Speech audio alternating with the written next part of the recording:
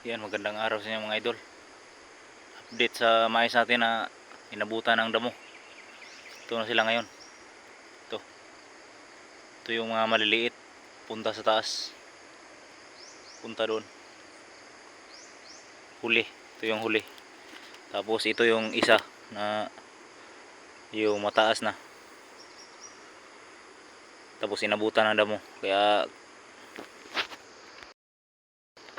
ang payo ko lang sa mga farmers natin, huwag nyo talagang paabutan ng damo yung ano nyo, mais nyo. Kaya ganito ang mangyari, oh. Mahirapan siya maka-recover sa maabutan siya ng damo. Kasi yung damo nito dati mahaba. Yung tangkay ng mga damo yan, mahaba yan. Ganyan, dalawang ganyan, oh. Dalawang dangkal. Yung iba, ito isang dangkal. Huwag nyo talagang paabutan ng ano, sa mga kapwa farmers dyan. Huwag nyo paabutan ng damo yung maisa nyo. Kaya maano talaga.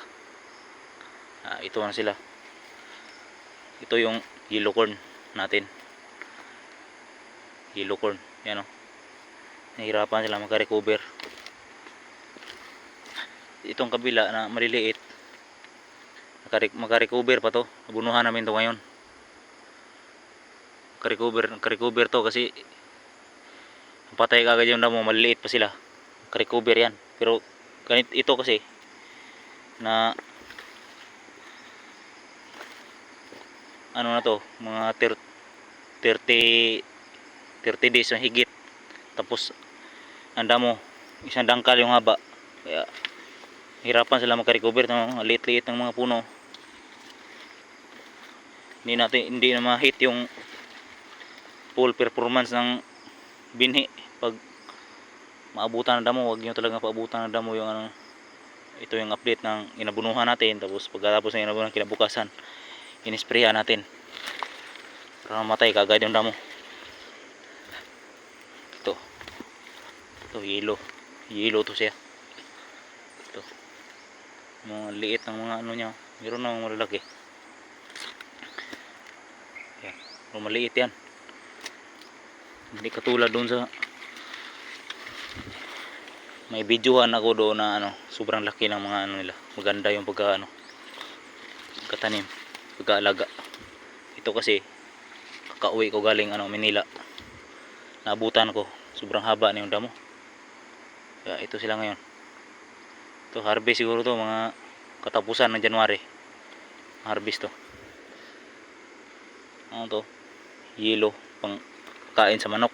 Saka kung marami man, ang pala rin na marami, ibenta natin yung iba para pambili ng abono, binhi ulit, para tanim ulit. Kasi iba yung klima dito sa Mindanao. Kahit summer. Shout out. Ayaw shout out. Takip pa ng muka.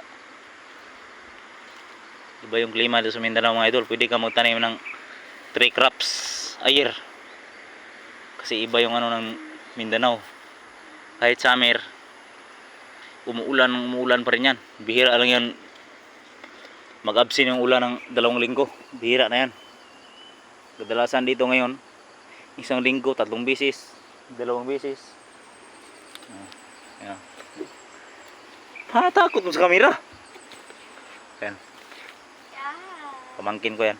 Kung malakasan. Kung full performance sana, ma-hit yung performance, ganito. Ganito yung ano nya. Malalaki. Yung iba nabansot. Ganito ang nangyari. Ganyan.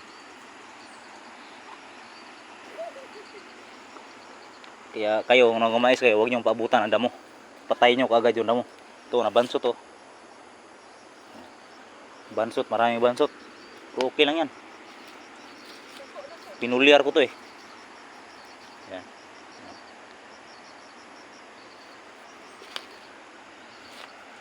Yan.